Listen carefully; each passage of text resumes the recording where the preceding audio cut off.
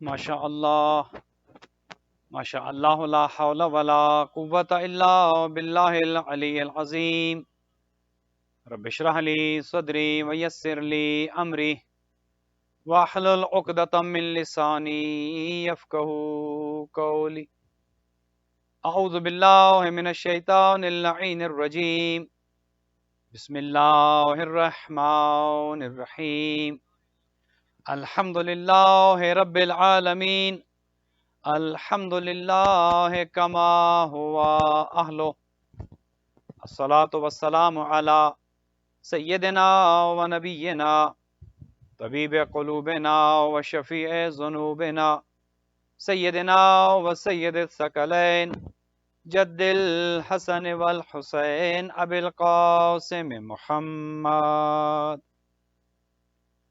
والصلاة والسلام علی اہل بیتہ الطیبین الطاہرین المعصومین الغر المیامین المنتجبین المکرمین الذین اذهب اللہ عنہم الرجس وطہرہم تطہیرا رحمت اللہ علی احبابہم و اصحابہم و شیعتہم و محبیہم اجمعین ولعنت اللہ علی اعدائہم وقاتلیہم وظالمیہم من الآن الى قیام یوم الدین اما بعد فقد قال الرحمن فی کتاب الفرقان وقولہ الحق وہو اصدق الصادقین بسم اللہ الرحمن الرحیم قل لا اسألکم علیہ اجرا الا المودۃ فی القربى درود بھیجیے گا محمد و آل محمد علیہم الصلاۃ والسلام۔ مومنین مومنات، خداوند متعال سے دعا ہے بحق محمد و آل محمد یہ مجالس عزا کی جو 10 روزہ مجالس کا ایک سلسلہ ہے عشر فاطمیہ کے نام سے، جو در عباس سینٹر ہیوسٹن سے آپ کی خدمات میں دنیا بھر میں لائیو نشر ہو رہا ہے۔ اس کے بانی جناب ڈاکٹر رضا رضوی صاحب کی توفیقات میں خدا متعالی فرمائے، ان کے مرحومین جوار ائمہ طاہرین علیہم الصلوۃ والسلام میں جگہ عنایت فرمائے۔ جتنے مومنین و مومنات دنیا بھر میں علیل ہیں، خداوند متعال سب کو شفا یاب فرمائے۔ بالخصوص ہمارے انتہائی محترم واجب الاحترام بہت پیارے بھائی جناب سید عامر عباس المعروف سنی شاہ، خداوند متعال انہیں جلد شفا یاب فرمائے۔ ہیوسٹن میں ہمارے ایک اور دوست ہمارے عزیز ملک اکمل صاحب بیمار ہیں، خداوند متعال انہیں بھی جلد شفا یاب فرمائے۔ اس کے علاوہ جتنے مومنین و مومنات نے دعا کے لیے کہہ رکھا ہے، خداوند متعال سب کو بحق محمد و آل محمد صحت و تندرستی عطا فرمائے۔ ہم سب کے مرحومین کی مغفرت فرمائے، بے اولاد مومنین کو اولاد نرینہ کی نعمت سے سرفراز فرمائے۔ خداوند متعال جو مقروض ہیں ان کا قرض ادا فرمائے، جو تنگ دست ہیں رزق حلال عطا فرمائے۔ بحق محمد و آل محمد ہماری مساجد اور امام بارگاہ ہمارے اداروں کی رونقیں بحال ہوں۔ دنیا بھر میں جہاں کہیں بھی آزاداری ہو رہی ہے، خداوند متعال آزاداری اور آزاداران سید الشہداء کی حفاظت فرمائے، شر دشمنان شر حاسدین سے محفوظ و مامون فرمائے۔ در عباس کی انتظامیہ اسد علی شاہ صاحب اور تمام انجمن غلامان عباس کی توفیقات کو متعالی فرمائے کہ جن کے تعاون سے، جن کے انتظام و انصرام سے یہ تمام مجالس عزا دنیا بھر میں لائیو نشر ہو رہی ہیں۔ خداوند بزرگ و برتر ہمارے زمانے کے امام حضرت مہدی دورہ عجل اللہ تعالی فرج الشریف کے ظہور میں تعجیل فرمائے، ہمیں اور ہماری اولادوں کو امام کے اعوان و انصار میں قرار دے۔ اپنی ان تمام دعاؤں کی قبولیت کے لیے بلند تر صلوات۔ مومنین و مومنات، آپ کی خدمات میں آج یہ 7ویں مجلس ہے اور آپ جانتے ہیں کہ ہمارا عنوان کلام آئے مودت ہے کہ جس کے ذیل میں آج 7ویں نشست آپ کی خدمت میں لائیو پیش کی جا رہی ہے۔ مختلف موضوعات پر ہماری گفتگو ہو چکی اور ہم نے کوشش کی کہ سید طاہرہ حضرت فاطمۃ الزہرا سلام اللہ علیہا کے زندگی کے مختلف پہلوؤں پر کسی حد تک روشنی ڈالی جا سکے اور مومنین و مومنات اس سے مستفید ہو سکے۔ یقیناً آپ کے اذہان عالیہ میں یہ بات محفوظ ہے کہ یہ وہ بی بی ہیں کہ جن کی عمر ظاہراً اتنی طویل نہیں ہے، 18 سال کے سن میں بی بی کی شہادت ہوئی، لیکن ان 18 سالوں میں جو فضائل و مناقب اور کمالات آپ سے ظاہر ہوئے، یقیناً وہ ایک طویل سلسلہ ہے۔ انسان کے بس میں یہ نہیں، انسان کی قدرت میں یہ نہیں کہ وہ ان تمام فضائل و مناقب اور کمالات کا احاطہ کر سکے، بلکہ میں تو یوں کہوں گا کہ ان فضائل و کمالات کو چھو سکے انسان۔ ہمارا علم محدود ہے، ہماری توانائیاں محدود ہیں، तमाम तर महदूद इल्म और तवानाइयों के साथ किसी हद तक हम ये कोशिश कर सकते हैं कि उस मुक़द्दर इस्मत की ज़ात बाबरकत के हवाले से कुछ जान सके। वो बीवी की जिसके बारे में अल्लाह सुब्हानहू व तआला ने सूरह मुबारक कौसर में अपने हबीब को ये बशारत दी कि ए हबीब इन्ना आतईना कल कौसर, हमने तो तुम्हें कौसर अता कर दी है, खैर कसीर अता कर दिया है, नस्ल कसीर अता कर दी है। ये जो तुम्हें ताना देते हैं कि मोहम्मद का मिशन, मोहम्मद का मकसद, मोहम्मद का पैगाम इनकी ज़ात तक है, औलाद नरीना तो है कोई नहीं, लिहाजा इनका मिशन ख़त्म हो जाएगा। ए हबीब, ये कहने वाले, ये आस इब्न वाइल, ये मुनाफिकीन, ये मुशरिकीन, ये काफिरीन, ये ख़त्म हो जाएंगे, आपका मिशन भी जारी उसारी रहेगा। और चूंकि हमने आपको कौसर अता की है, कौसर से मुराद कसरत है, और चूंकि कसरत औलाद यहां पर मुराद है, गोया हमने आपको हजरत फातिमतुज़ ज़हरा सलामुल्लाह अलैहा की ज़ात बाबरकत जो अता कर दी है, लिहाजा आपका मिशन भी जारी उसारी रहेगा और आपकी नस्ल भी जारी उसारी रहेगी। आज आपकी खिदमत में इस नस्ल के हवाले से थोड़ा सा गुफ्तगू करनी है, और मैं चाहता हूं कि उस अल्लाह सुब्हानहू व तआला के दावे पर थोड़ी सी गुफ्तगू हो सके। चूंकि खुदावंद मुताल ने सूरह मुबारक कौसर में अपने हबीब को यह तसल्ली दी, और ये तसल्ली देते हुए कहा कि मेरा हबीब, अपना दिल छोटा ना करो, ये जो तुम्हें बे औलाद होने का ताना देते हैं, ये बे औलाद रहेंगे, कयामत तक के लिए इनकी नस्ल खत्म हो जाएगी, नामो निशान इनका मिट जाएगा, अब तर ये रहेंगे, इनकी नस्ल बाकी नहीं रहेगी। लेकिन ए हबीब, ये जो तुम्हें ताना देते हैं, इनका नाम भी मिट जाएगा, इनका काम भी मिट जाएगा, इनकी नस्ल भी मिट जाएगी, लेकिन ए हबीब, तुम्हारा नाम भी रहेगा, तुम्हारा मिशन भी रहेगा, और कयामत तक के लिए तुम्हारी नस्ल भी रहेगी। चूंकि इस नस्ल का आगाज कौसर से हो रहा है, गोया खातून जन्नत से हो रहा है, खातून कयामत से हो रहा है। चूंकि हमने तुम्हें कौसर अता कर दी, गोया हमने तुम्हें फातिमा सलामुल्लाह अलैहा अता कर दी, लिहाजा अब ये कसरत ही कसरत है, ये औलाद बढ़ती ही चली जाएगी। तो आइए देखते हैं कि अल्लाह सुब्हानहू व तआला ने अपने हबीब को ये तसल्ली दी और कहा कि तुम्हारी ए हबीब नस्ल कयामत तक के लिए जारी रहेगी।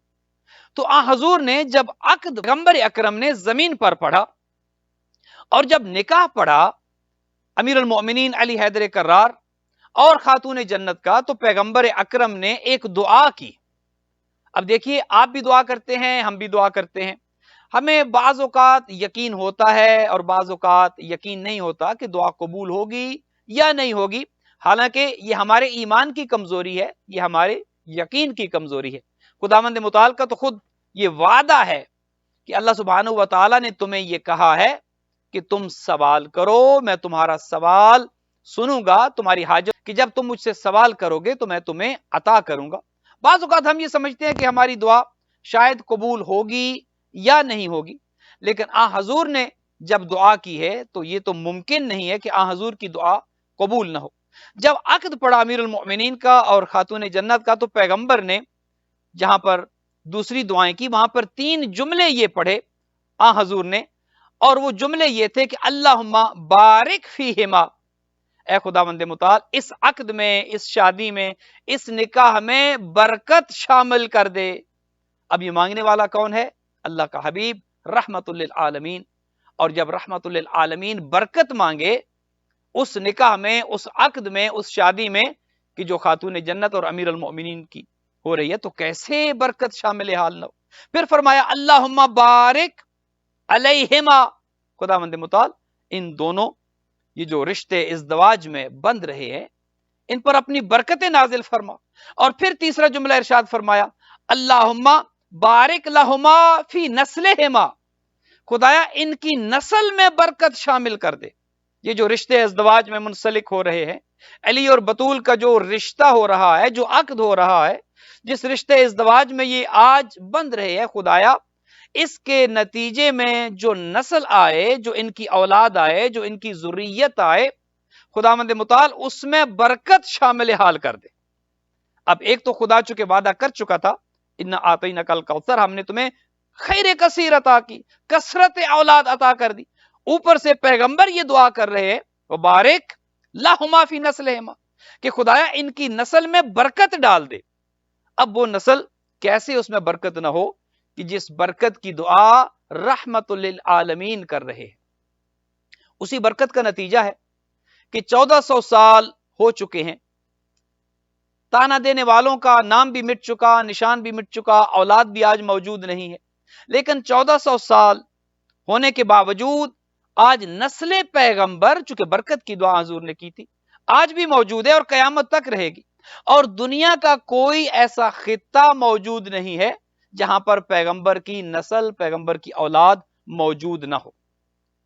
اچھا، کتنی قدر و قیمت ہے اس نسل پیغمبر کی؟ میری مراد سادات سے ہے. آپ جو سادات اس وقت اس مجلس کو آن لائن دیکھ اور سن رہے ہیں، ذرا اپنے مقام کو سنیے، ذرا اپنی قدر و منزلت کو سنیے، ذرا اپنے مقام و مرتبہ کو سنیے کہ اللہ نے آپ کو نسل پیغمبر ہونے کی وجہ سے کتنا بڑا شرف عطا کیا ہے.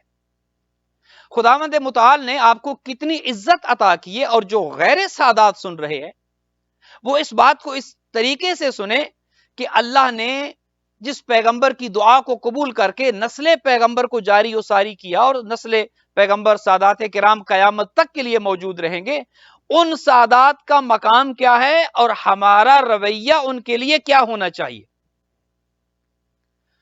آپ نے احادیث سن چکے، پیغمبر اکرم یہ ارشاد فرماتے النظر الی الکعبہ عبادہ، کعبے کو دیکھنا عبادت. پھر فرمایا النظر الی المصحف عبادہ، قرآن کو دیکھنا عبادت، نہ بھی پڑھیں فقط دیکھتے رہیں، قرآن کو دیکھنا عبادت. پھر فرمایا النظر الی الام عبادہ، ماں کا چہرہ، باپ کا چہرہ فقط دیکھتے رہیں تو عبادت. اللہ اکبر. پھر فرمایا النظر الی وجہ علی عبادہ، علی حیدر کرار کا چہرہ دیکھنا اللہ کی عبادت. پھر ایک عجیب حدیث میری نظر سے گزری، اور وہ حدیث ہے ہمارے 8ویں امام، امام علی رضا علیہ الصلوۃ والسلام کی. امام فرماتے ہیں کہ النظر الی ذریتنا عبادہ. اللہ اکبر. 8ویں امام ارشاد فرماتے ہیں کہ النظر الی ذریتنا عبادہ، ہماری ذریت کی طرف دیکھنا بھی اللہ کی عبادت ہے. سادات کرام کی طرف دیکھنا، سادات کا چہرہ دیکھنا، نسل پیغمبر کا چہرہ دیکھنا اللہ کی عبادت ہے. ایک مقام پر فرمایا کعبہ دیکھنا اللہ کی عبادت، قرآن کو دیکھنا اللہ کی عبادت، ماں باپ کا چہرہ دیکھنا اللہ کی عبادت، علی حیدر کرار کا چہرہ دیکھنا اللہ کی عبادت. اور فقط معصوم کی حد تک نہیں، فقط اہل البیت علیہم الصلوۃ والسلام کی حد تک نہیں. 8ویں امام فرماتے ہیں النظر الی ذریتنا عبادہ، ہماری ذریت، ہماری نسل سادات کرام، اور وہ سادات کرام قیامت تک کے لیے جو آنے والے ہیں، 8ویں امام فرماتے ہیں کہ ان کی طرف دیکھنا اللہ کی عبادت ہے. سادات کرام اپنا مقام پہچانیے. اہل بیت کی نسل میں ہونے سے، پیغمبر اکرم کی ذریت میں ہونے سے خداوند متعال نے آپ کو کتنا شرف دیا ہے. سائل نے جب یہ سنا 8ویں امام سے کہ مولا فرما رہے ہیں کہ النظر الی ذریتنا عبادہ، ہماری ذریت کی طرف دیکھنا عبادت، تو سائل نے سوال کیا 8ویں امام سے، قیل لہ یا ابن رسول اللہ النظر الی الائمۃ منکم عبادہ، کیا آپ کی نسل میں جو امام آئیں گے کیا ان کی طرف دیکھنا عبادت ہے؟ آپ نے جو یہ ارشاد فرمایا کہ النظر الی ذریتنا عبادہ، ہماری نسل میں دیکھنے، ہماری نسل میں جو آئیں گے ان کی طرف دیکھنا اللہ کی عبادت ہے، تو اے فرزند پیغمبر کیا یہ ائمہ کے بارے میں آپ ارشاد فرما رہے ہیں؟ کیا آج آپ کی نسل میں جو امام آئیں گے ان کے لیے آپ یہ ارشاد فرما رہے ہیں؟ فرمایا ام النظر الی جمیع ذریت النبی. سائل نے یہ کہا کہ کیا یہ فقط ائمہ کے لیے، ام النظر الی جمیع ذریت النبی، یا یہ پوری ذریت نبی کے بارے میں آپ ارشاد فرما رہے ہیں؟ فقط ائمہ کے لیے نہیں، بعد از پیغمبر جتنی بھی ذریت پیغمبر ہے، جو نسل رسول ہے، جو چلی خاتون جنت سے ہے، جو چلی حضرت فاطمۃ الزہرا سلام اللہ علیہا سے ہے، کیا آپ اس ساری ذریت کے بارے میں ارشاد فرما رہے ہیں؟ تو مولا نے کہا کہ یہ فقط ائمہ کے لیے نہیں، اس میں تمام ہماری ذریت، ہماری اولاد، ہماری نسل، تمام سادات کرام اس میں موجود ہیں، بشرطے کے. اور وہ شرط کیا ہے؟ کہ پیغمبر اکرم کے دین سے منحرف نہ ہو، وہ دین جو اللہ کا دین انہوں نے پہنچایا، اور دوسرا یہ کہ وہ معصیت خدا میں ملوث نہ ہوں، گناہ کبیرہ کا ارتکاب نہ کرے۔ سادات کرام کہ جو اہل بیت کی نسل میں ہیں، جب تک وہ اہل بیت کی سیرت پر، دین خدا پر رہتے ہیں، منحرف نہیں ہوتے، ان کی طرف دیکھنا بھی اللہ کی عبادت ہے۔ دیکھیے، ایک طرف تو مقام سیدہ ہے، ایک طرف تو مقام خاتون جنت ہے، اور اس مقام کا کیا کہنا، اس مقام پر تو گفتگو ہی ممکن نہیں ہے۔ خاتون جنت کے مقام پر کوئی یہ کہے کہ میں گفتگو کر سکتا ہوں، یا میں اس خاتون جنت کے حوالے سے کچھ بیان کر سکتا ہوں، نہیں، ہمارے بس میں نہیں ہے، ہمارے اختیار میں نہیں ہے، ہماری قدرت میں نہیں ہے۔ وہ بی بی کہ جس کے فضائل ملائکہ پڑھیں، خود پیغمبر اکرم پڑھیں، جس کا قصیدہ خود قرآن میں موجود ہو، ایک عام انسان کے بس میں نہیں ہے۔ بلکہ میں تو یہ عرض کرتا ہوں کہ اس بی بی کے فضائل یا اللہ کا قرآن بیان کرتا ہے، یا مصطفیٰ کا فرمان بیان کرتا ہے، ہمارے بس میں نہیں ہے۔ میں تو آج فضائل نسل سیدہ آپ کی خدمت میں عرض کرنا چاہ رہا ہوں۔ اس بی بی کا مقام کیا ہوگا، اس بی بی کی قدر و منزلت کیا ہوگی کہ جس کی نسل میں آنے والوں کا مقام یہ ہے۔ اللہ اکبر۔ پیغمبر فرماتے ہیں کہ بروز محشر 4 قسم کے گروہ ہوں گے کہ جن کی میں شفاعت کروں گا، اور ان کے گناہ اگرچہ کہ زمین کی تمام مخلوقات کے برابر ہی کیوں نہ ہوں، میں ان کا شفیع بنوں گا، میں ان کی شفاعت کروں گا۔ 4 قسم کے گروہ بروز معاشر جب آئیں گے، ان کے گناہ، اور آیت اللہ دستغائب اس کو لکھ رہے ہیں، ان کے گناہ زمینوں آسمان کی مخلوق کے برابر ہی کیوں نہ ہو۔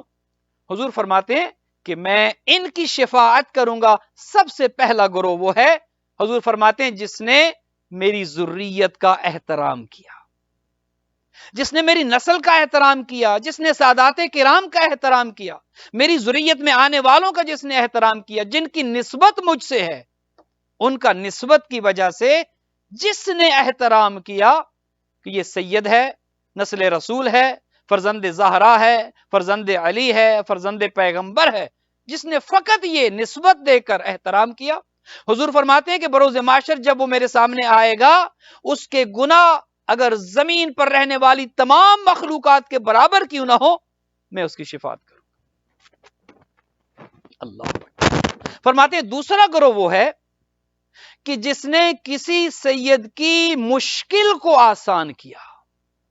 غریب سید ہے، مسکین ہے، حالات زندگی کچھ زیادہ اچھے نہیں ہیں، فقر و فاقہ میں مبتلا ہے،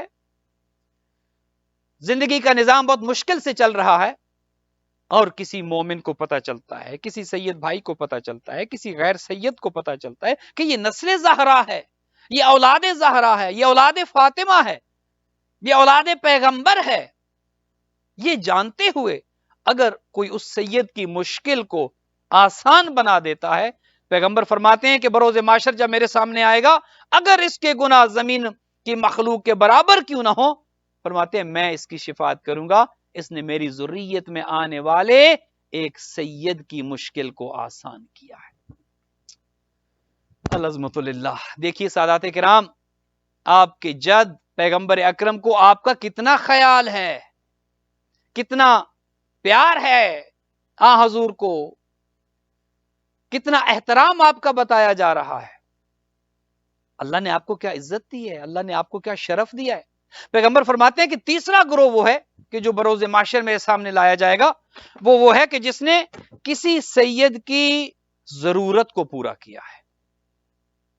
غریب سید ہے، گرمیوں میں گرمیوں کا لباس نہیں، سردیوں میں سردیوں کا لباس نہیں، کھانے پینے میں مشکلات ہے، دوا کے لیے مشکلات ہے، کوئی سید یتیم ہو گیا، اس کے بچے کی تعلیم کے اخراجات ہیں، ان کے گھریلو کتنی چیزیں ایسی ہیں۔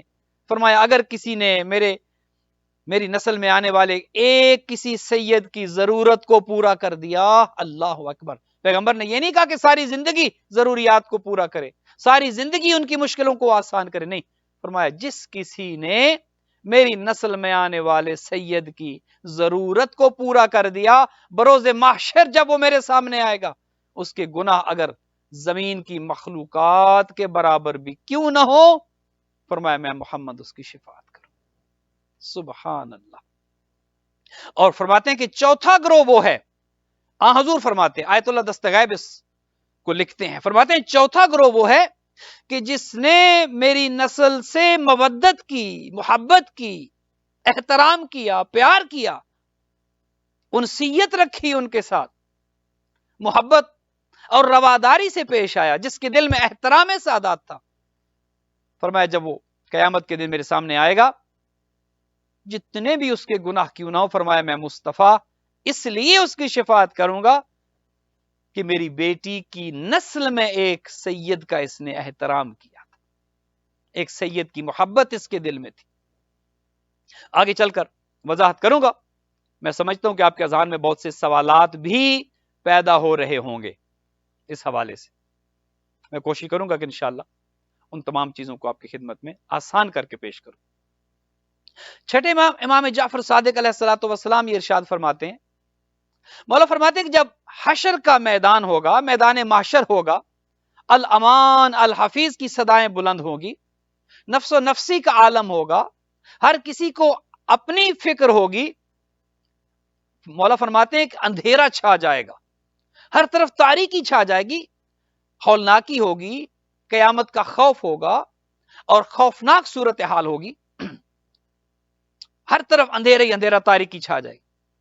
फिर मौला फरमाते हैं कि एक ग्रोह एक तरफ से नमूदार होगा और उनकी पेशानी से एक नूर निकल रहा होगा, उनके आगे आगे एक नूर चल रहा होगा, जिस नूर की वजह से वो तारीकी रोशनी में बदल जाएगी, वो अंधेरा रोशनी में तब्दील हो जाएगा।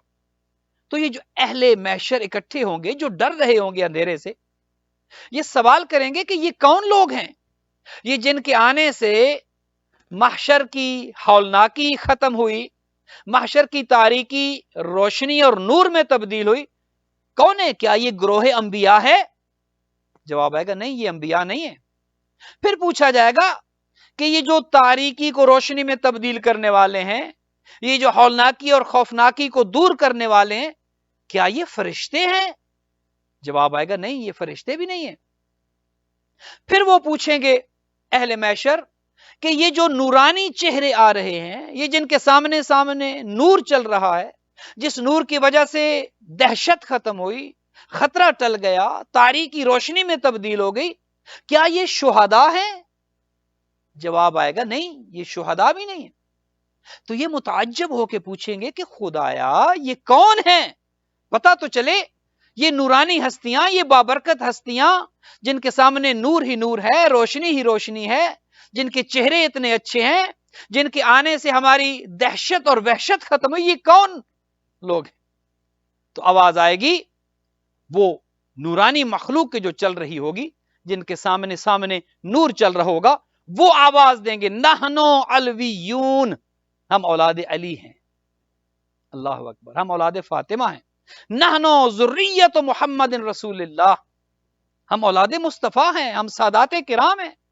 नहनो औलाद अली अमीर अल मोमिनीन, हम अली हैदर करार की औलाद हैं, हम सादात हैं कि जिनके आने से महशर की खौफनाकी खत्म हुई, महशर का खौफ खत्म हुआ, हम सादात हैं। जब वो सादात का ग्रोह महशर में आएगा तो खुदावंद मुताल उन सादात को ये हक देगा कि मैं तुम्हें ये हक देता हूं, ये इख्तियार देता हूं कि तुम गुनाहगारों के शफी बन जाओ। सुभान अल्लाह, गुनाहगारों के शिफात करने वाले बन जाओ। हक दिया जाएगा कि इतने गुनाहगारों को लेकर जन्नत में चले जाओ, इजाजत है।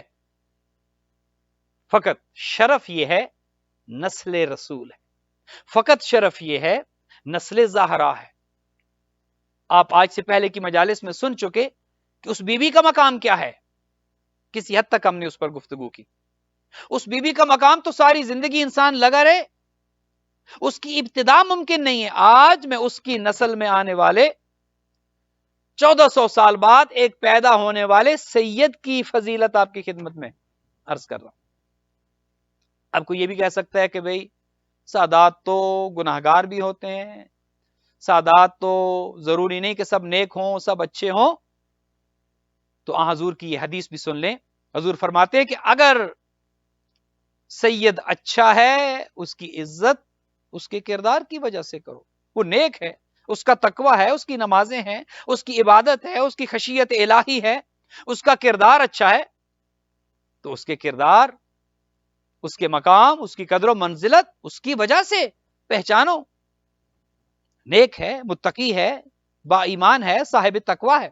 فرماتے ہیں کہ اگر سید گناہگار ہو، فرمایا تم جج نہیں ہو، فرمایا کہ تمہیں یہ اختیار نہیں ہے کہ تم جنت اور جہنم بانٹتے پھرو، کون جنت جا رہا ہے اور کون جہنم جا رہا ہے۔ فرمایا نہیں، اگر گناہگار ہے تو میری نسبت سے اس کا احترام کرو، میری نسبت سے اس کا احترام کرو، یہ نسل فاطمہ ہے، یہ نسل رسول ہے، بے شک گناہگار ہے، وہ اس کا اور اس کے خدا کا معاملہ ہے، وہ اس کا اور اس کے خدا کا معاملہ ہے، آپ کو اس کا احترام اس لیے کرنا ہے کہ وہ سید ہے۔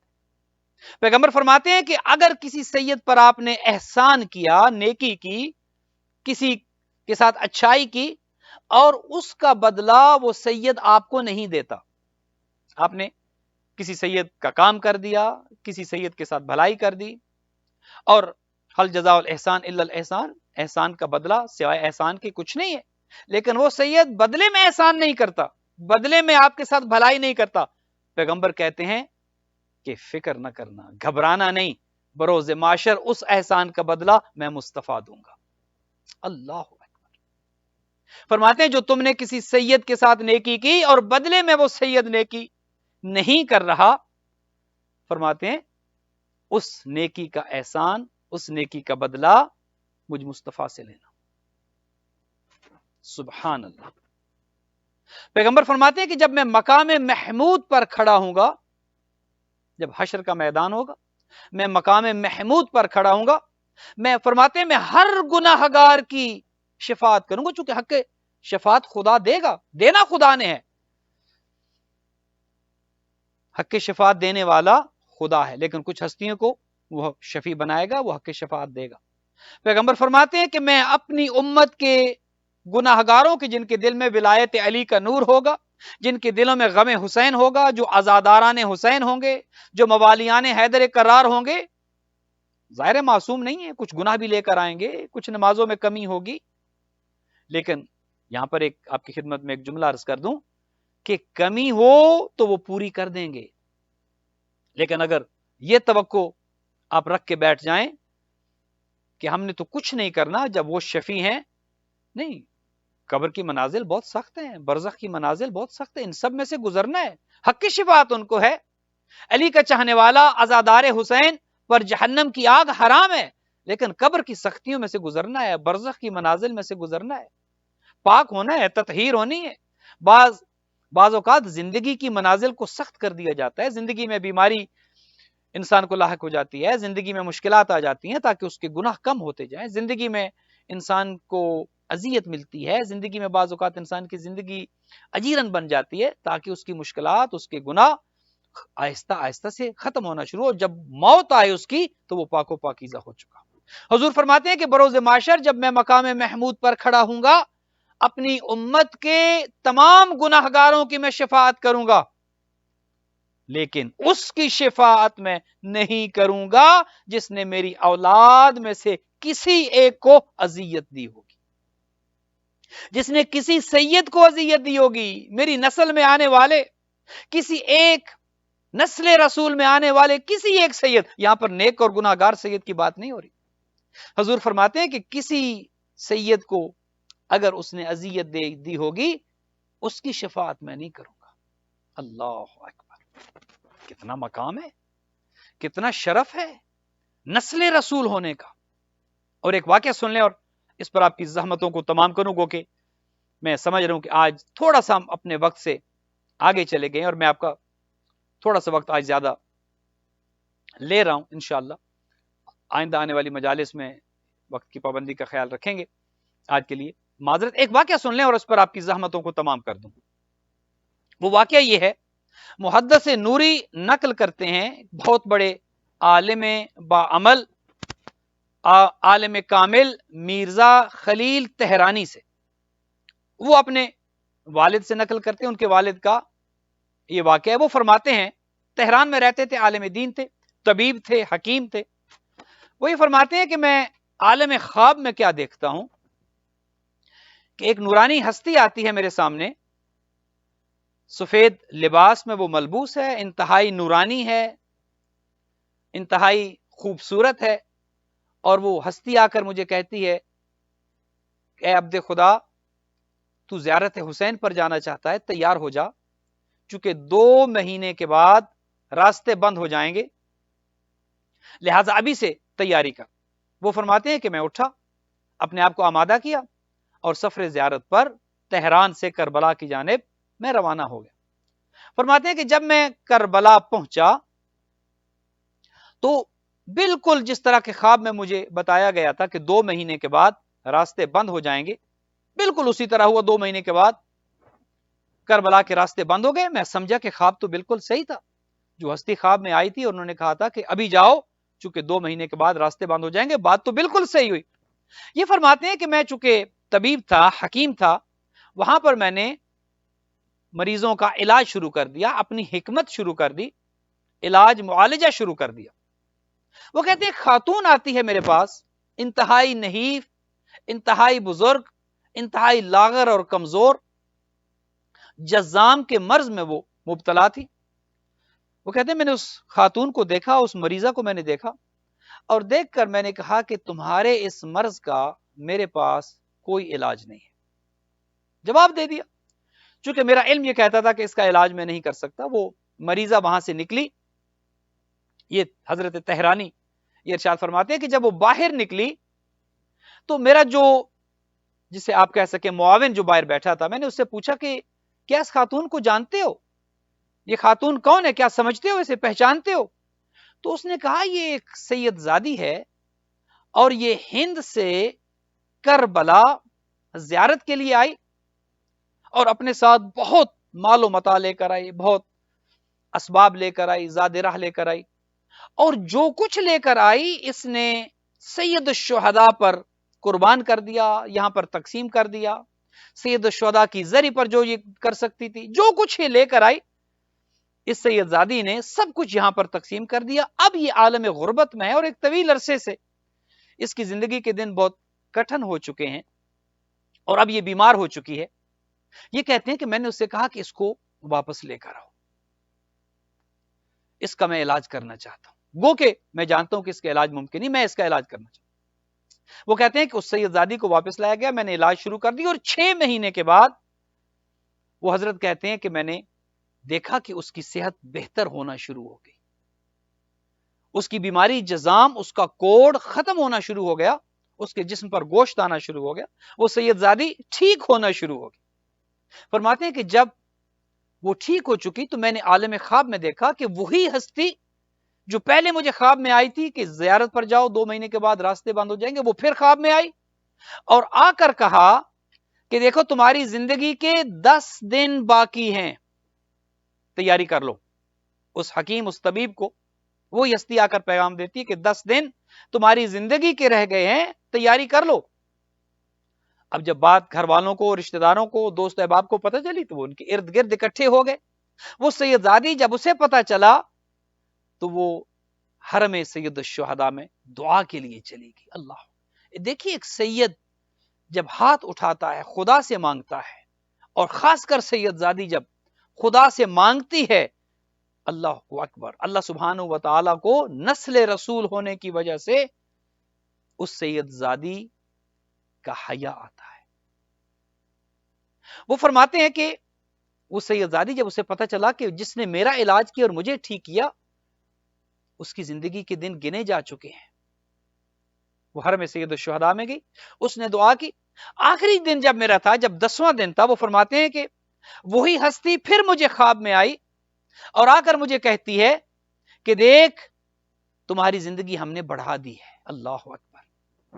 یہ کہتا ہے کہ میں عالم خواب میں کیا دیکھتا ہوں کہ 2 آدمی آئے ہیں, ظاہراً انسانوں کی شکل ہے, وہ مجھے لینے کے لیے آئے ہیں اور لے کر جانا چاہتے ہیں, چونکہ 10واں دن تھا, مجھے لے کر جانا چاہتے ہیں.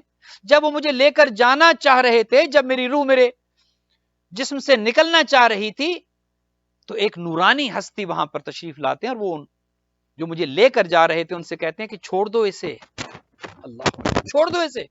وہ کہتے ہیں کہ نہیں، اس کا وقت پورا ہو چکا ہے، ہمیں حکم ہے کسے لے جاؤں۔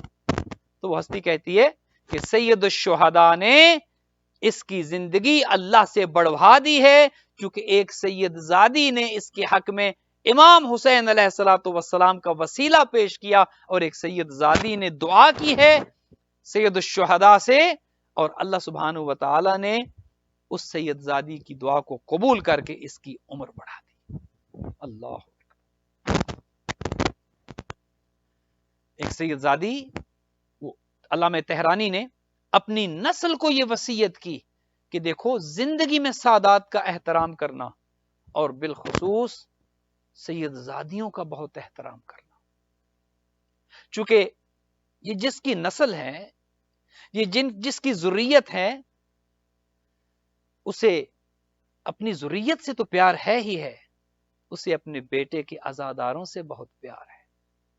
اللہ، وہ بی بی اس وجہ سے اپنے لال کے عزاداروں سے محبت کرتی ہے، چونکہ وہ حسین کے عزادار ہیں، وہ سادات کا احترام کرنے والے ہیں۔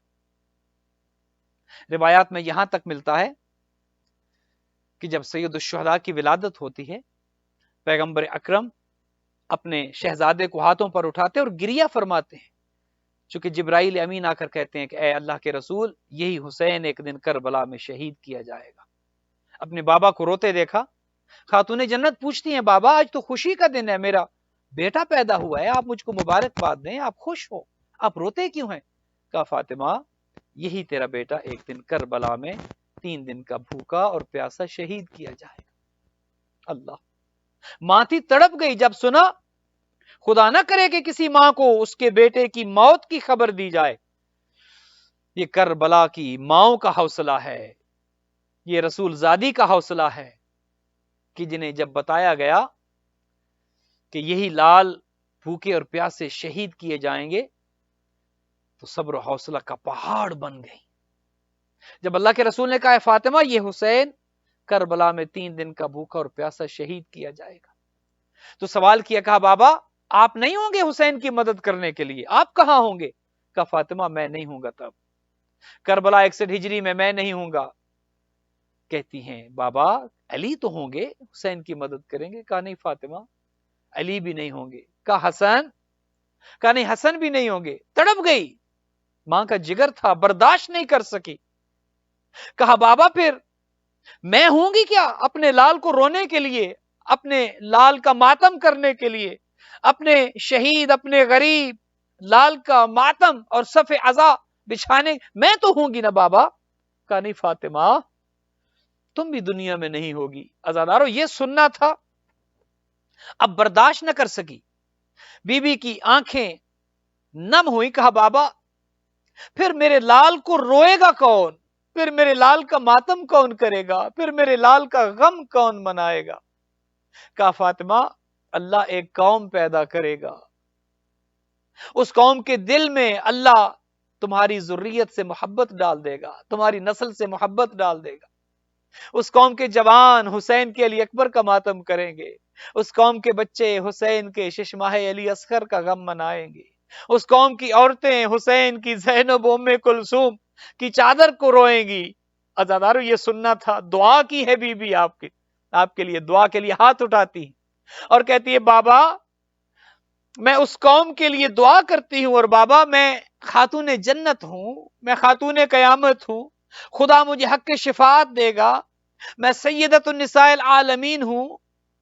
خدایا اے اللہ کے رسول میں خدا سے یہ کہوں گی جب مجھے خدا جنت جانے کے لیے کہے گا، میں خدا سے ہاتھ جوڑ کر کہوں گی خدایا میں جنت نہیں جاؤں گی، تب تک نہیں جاؤں گی جب تک میرے حسین کے رونے والے، میرے حسین کے عزادار، میری نسل، میرے سادات، میری ذریت کا احترام کرنے والے ایک ایک عزادار کو جنت نہ بھجوا دوں۔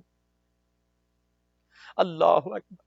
روایت یہاں تک کہتی ہے جب آپ غم حسین میں روتے ہیں، آپ کی آنکھ نم ہوتی ہے، آپ کی آنکھ سے جب آنسو گرتے ہیں روایت کہتی ہے ایک بی بی آتی ہے، فی یدہا خرقۃ، اس کے ہاتھ میں ایک رومال ہوتا ہے، وہ کہتی ہے اے عزادار تیری یہ آنسو بہت قیمتی ہیں، میرے حسین کو رونے والے، میرے عباس کے بازوؤں کا غم کرنے والے، میرے قاسم کی لاش کے ٹکڑوں پر ماتم کرنے والے، میری زینب کی چادر پر رونے والے، میرے حسین غریب کی پیاس پر گریہ کرنے والے، تیرے یہ آنسو بہت قیمتی ہیں، تو نے حسین کو تڑپتے نہیں دیکھا، تو نے حسین کی گردن پر، سوکھی گردن پر اس خنجر کو چلتے نہیں دیکھا، تو نے عباس کو گھوڑے سے زمین پر آتے نہیں دیکھا، تو نے علی اکبر کے سینے میں وہ برچی کا پھل لگتے نہیں دیکھا، تو نے علی اصغر کے ایک کان سے دوسرے کان تک گردن کا چھدا جانا نہیں دیکھا، تو نے سجاد کی غربت نہیں دیکھی،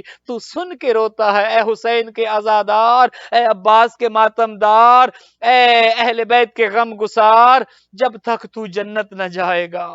بی بی کہتی ہے خدایا میں جنت کے دروازے پہ بیٹھ جاؤں گی، اس وقت تک جنت نہ جاؤں گی جب تک ایک ایک عزادار کو جنت نہ لے جاؤں۔ میں کہوں گا اے سادات کرام، اے مومنین کرام، وہ بی بی جس کا ایک ہاتھ پہلو پہ ہوگا، جس کی پسلیاں ٹوٹ چکی ہیں، وہ کس طرح جنت کے دروازے پہ بیٹھ جائے گی۔ اے عزادارو آپ کی عظمتوں کو سلام، اے سادات کرام آپ کی عظمتوں کو سلام۔ وہ بی بی کہتی ہے میں اپنے زخمی پہلو پہ ہاتھ رکھ کے جنت کے دروازے پہ بیٹھ جاؤں گی، میں کہوں گی خدایا جس نے میری ذریت کا احترام کیا، جس نے میرے حسین کے غم میں آنسو بہائے، خدایا یہ جنت جائیں گے، پھر زہرا جنت جائے گی۔ الا لعنت اللہ علی القوم الظالمین وسیعلم الذین